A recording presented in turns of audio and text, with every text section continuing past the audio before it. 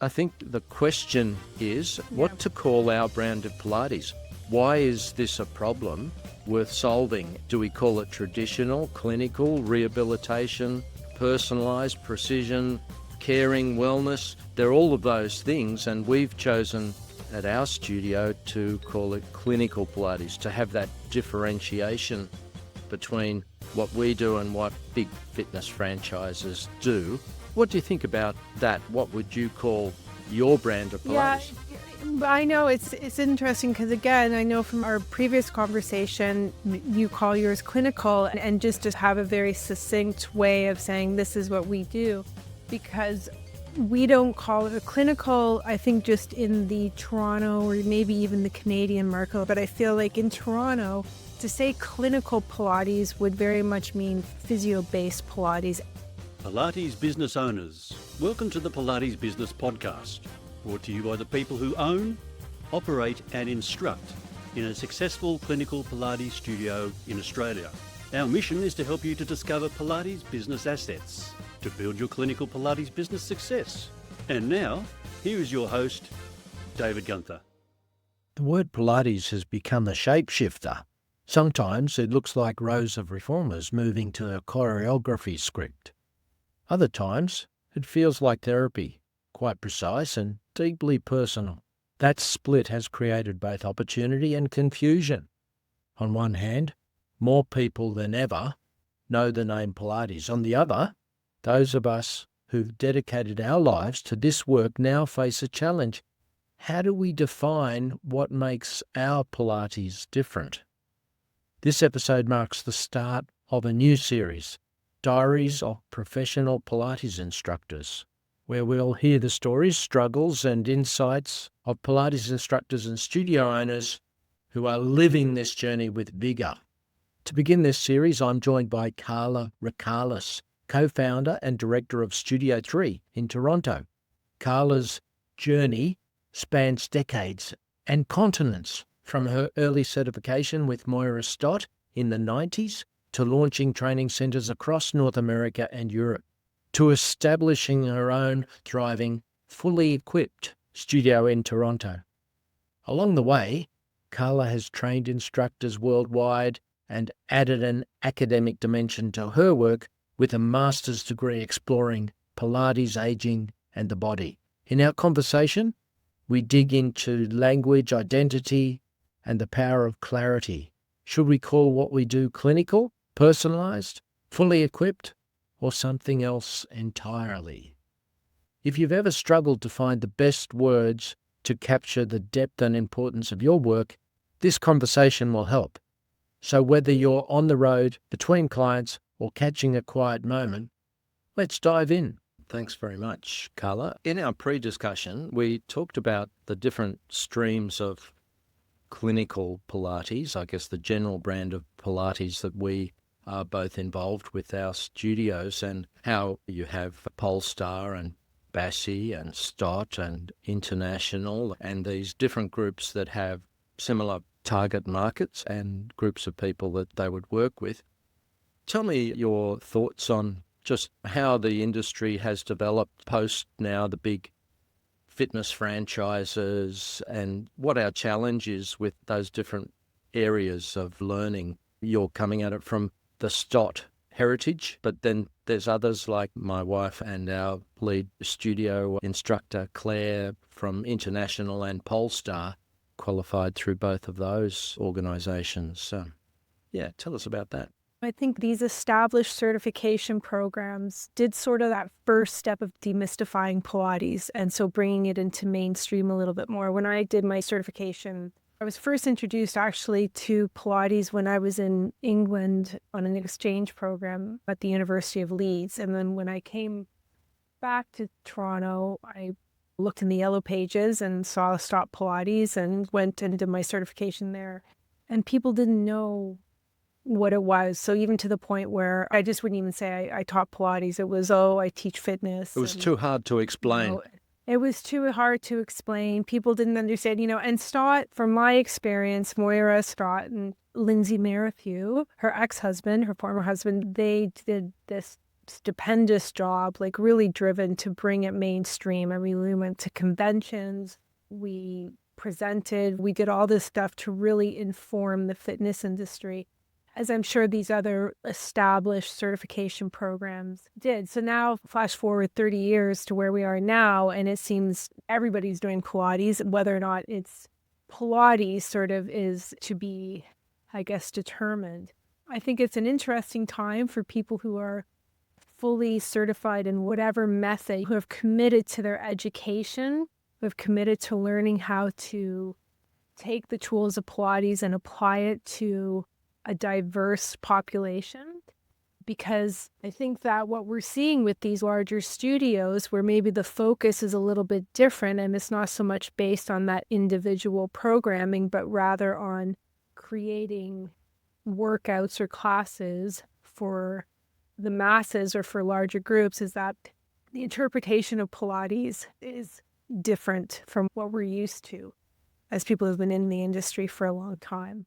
So I think there's an opportunity. It can be frustrating, as I know many established Pilates professionals have expressed, but I think there's also an opportunity to maybe try to inform people a little bit more about what it really is about, because now people are more just aware of Pilates, and if they're curious, they'll want to learn more. So what I'm hearing is back then when Stott started, and probably Bassi and International and Polestar and others like that, they actually took the word Pilates and they made it more accessible to the population in a specific way, in the Stott way or the balanced body or the Polestar way.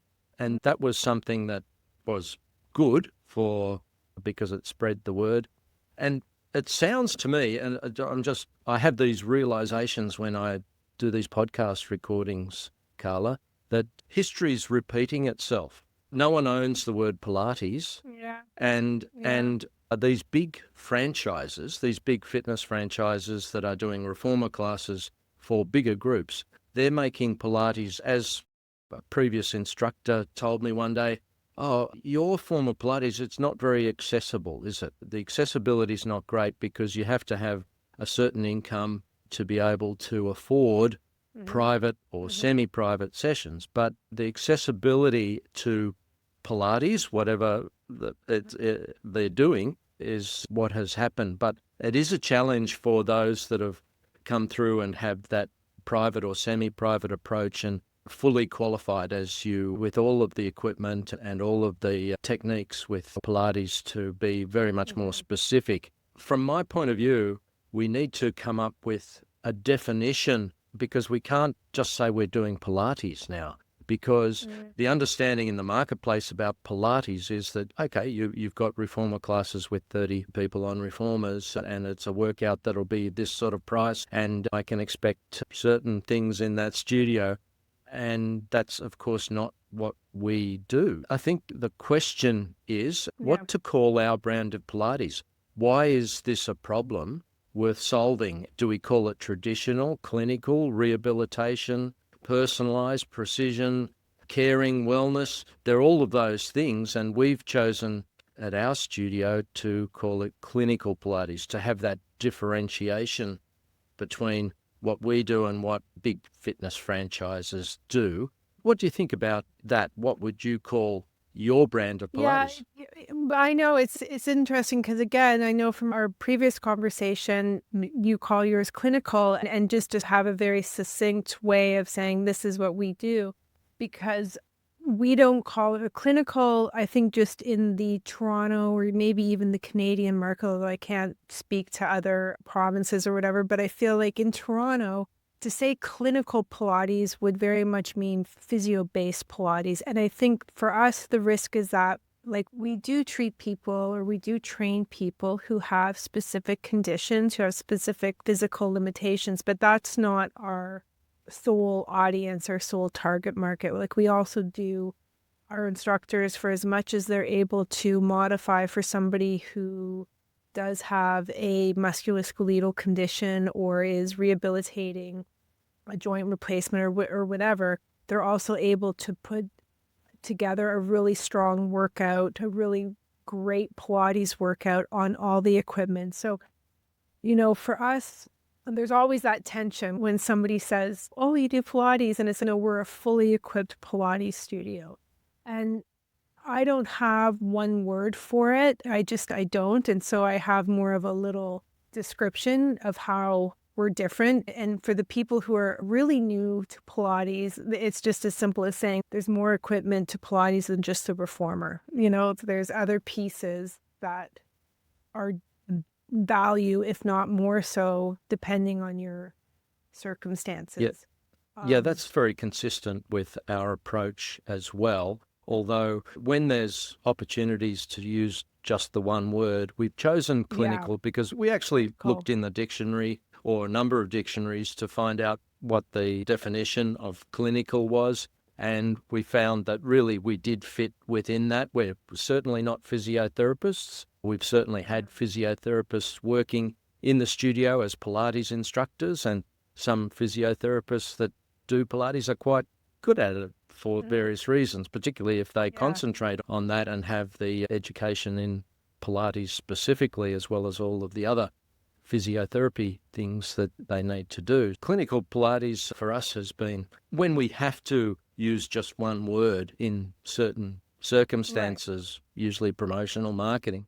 I think there's definitely the question of why is it a problem worth solving? And I think that is really that article I put on LinkedIn. I think it really is about studios like ours in the world that really need to figure out how they stand apart from these sort of big box Pilates studios, but also why. And so the why, I think the consistent thing is that most of the established small studios, studio owners or the instructors working there are very committed to their education and very committed to their ongoing education too. So it's not just stopping with the certification. And it's not right or wrong. It's just more of your focus. If Pilates is your full-time career, like it is for us, or if it's maybe just part of the, as they say, the gig economy, you're just taking a couple of classes or doing a couple of classes to supplement your gym membership, whatever it is. But I think staying in our lane and really being clear about what we do and why we do it is where it'll keep that top tier of Pilates studio and the distinction. I think that's an excellent point. The why really helps us with the motivation for our clients, for our instructors, and for our studio owners, because the motivation's important. Since COVID, quite a lot of people have left the industry because it's not as reliable through a pandemic as a way of putting food on the table and paying the mortgage.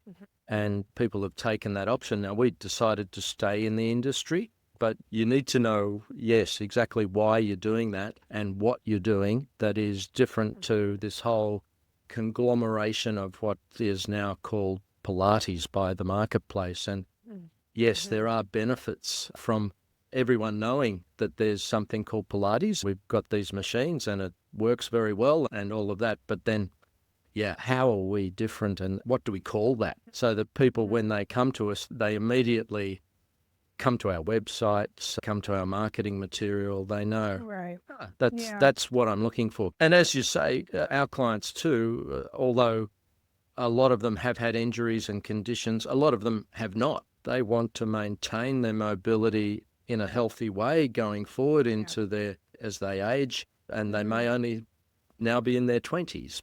Yeah.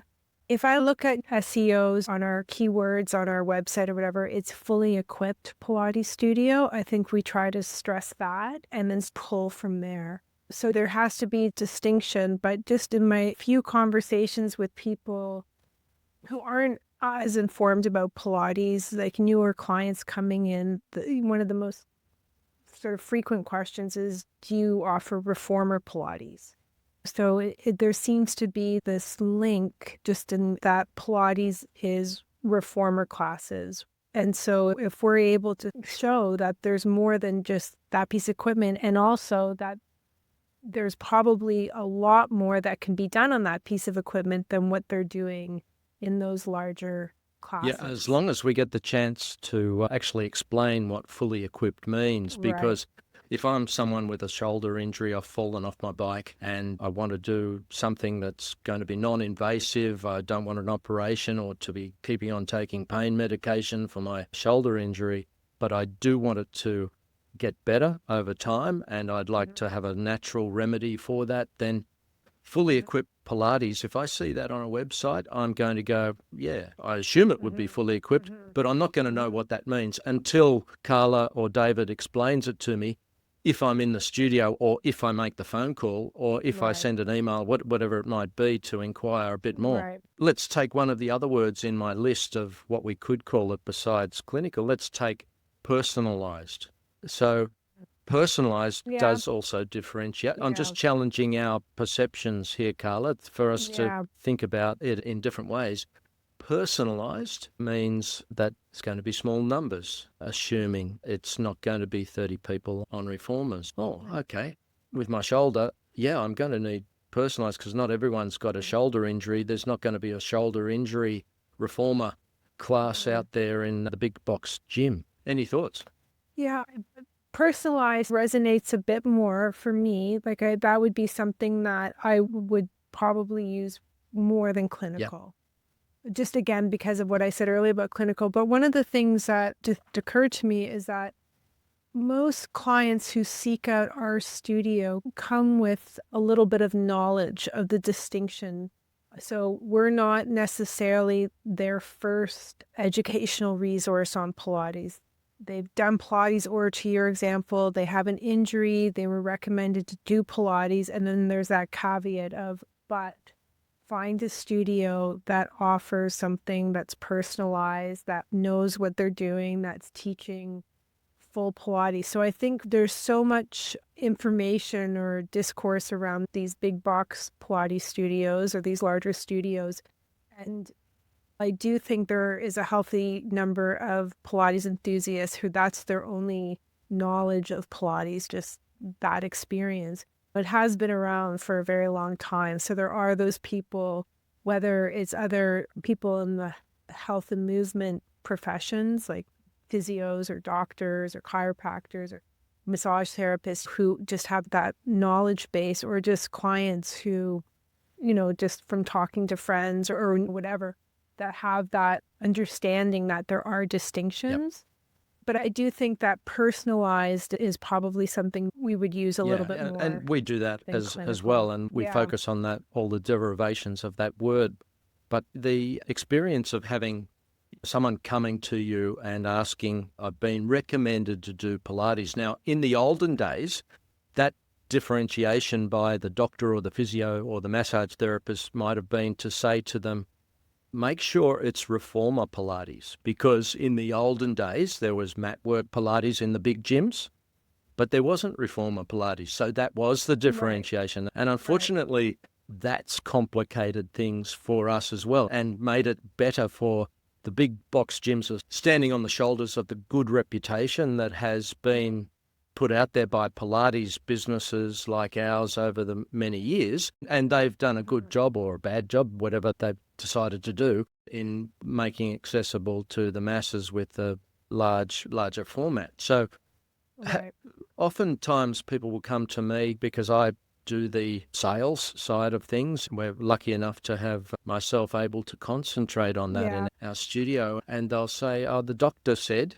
or the physio said, I need to do Pilates. And that's it. That's all they say. Yeah. So then I'll say, oh, okay, great. What sort of Pilates? You've been referred, so I know they've probably got some sort of specific condition that they're trying to address, referred to Pilates. And then I'm finding that I have to, as perhaps you find too, I've got to explain sort of the whole industry and where everything is. For some people, they know. They've done our sort of Pilates before, or someone has told them, or they're referred by a current client, so they know the difference. But for those that don't, that we still want to pick up and do our form of Pilates rather than just go to the big box gym. It can be a funny sort of a conversation, a little bit awkward, particularly if you don't have the wording, precision, personalised, not in a large group, those sort of Right. things. I think when I get questions like that, I sort of go back to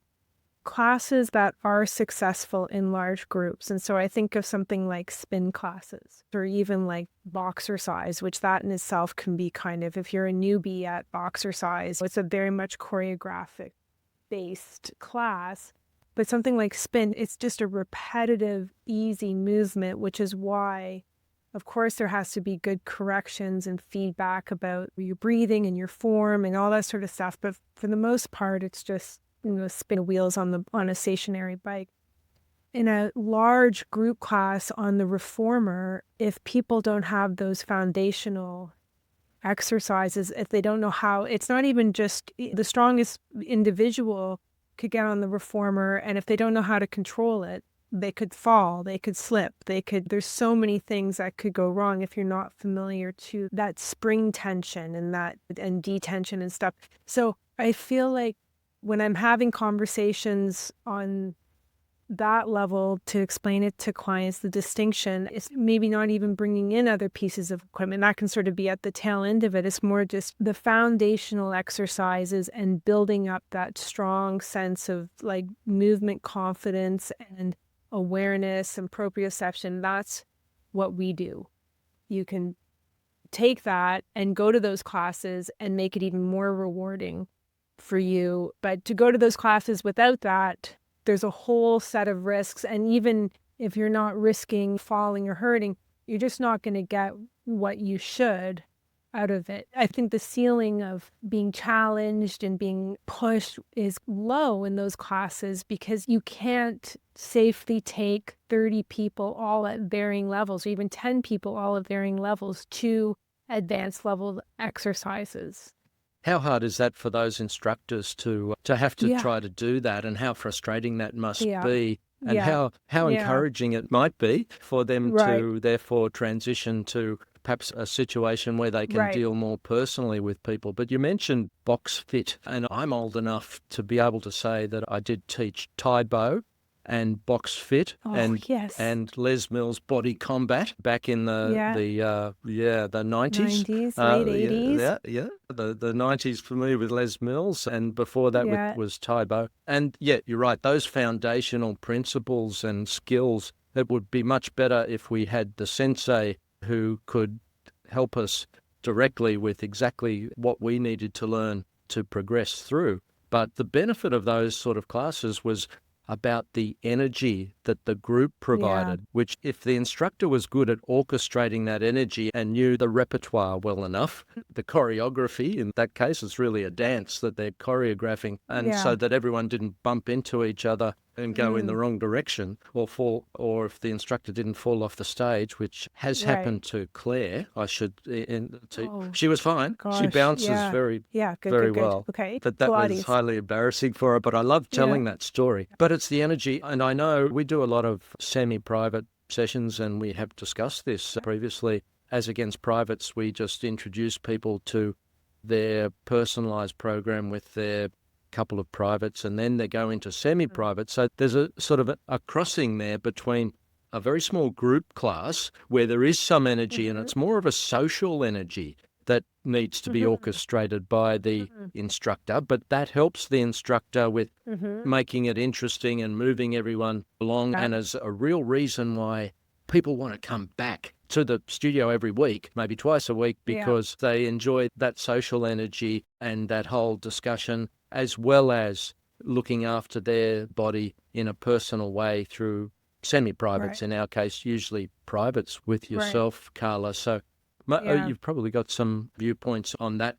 dynamic. I think you're quite right. It can be dangerous if everyone's trying to do the same thing at the same time with that energy with 30 people. I mean, I think these classes are probably 10 or 12. And I think probably is that my assumption, I've never been to one, but my assumption is that the instructors very much have a set, not necessarily choreography, but like a certain structure to the classes and a certain selection of exercises that have been deemed safe to do, whether one person in the class has never been on a reformer and other people are more familiar with it. I just think that I just redid our studio charts, or I'm in the process of doing my studio charts and reformatting it a little bit. And there's so many exercises, as we know, like collectively on all the equipment. And so if instructors have gone through that entire journey of learning them, and then to not be able to use them, and I feel like where they're ultimately used is in that small studio setting. And for us, your business model is interesting because I remember being introduced to Pilates in Toronto when I was like 19 years old at a studio that very much did just that. You had a sort of private session, you got your program, and then when you came back, you were with a group of people, you were put on a piece of equipment, so it was self-guided to a certain extent, but there was still a Pilates instructor there. And when I first started working at the Stott studio and on the Danforth in Toronto, we would have certain sessions in the schedule that accommodated that. So clients would come and they'd have their workout and we would just sort of help them as they went about. And as I said last week, it's for whatever reason phased out. I don't know if it just became less popular as private training. That's where we'll leave it for today's episode of the Pilates Business Podcast. My thanks to Carla Ricalis for sharing her story and perspective on how we define and differentiate Pilates in today's world. This conversation doesn't end here. Next week, we'll release the continuation of my discussion with Carla, where we go even deeper into the challenges and opportunities facing professional Pilates instructors and studio owners. We look forward to you joining us while you are on your commute or taking a walk in the sunshine. If you found today's episode valuable, subscribe to the show so they can start dropping straight into your feed. Until then, keep finding the words and the work that set your Pilates business apart. You have been listening to the Pilates Business Podcast with David Gunther. If you are enjoying the show, let us know by subscribing and leaving a review. For more information, or if you have any Pilates business questions, visit www.pilatesbusiness.com.au.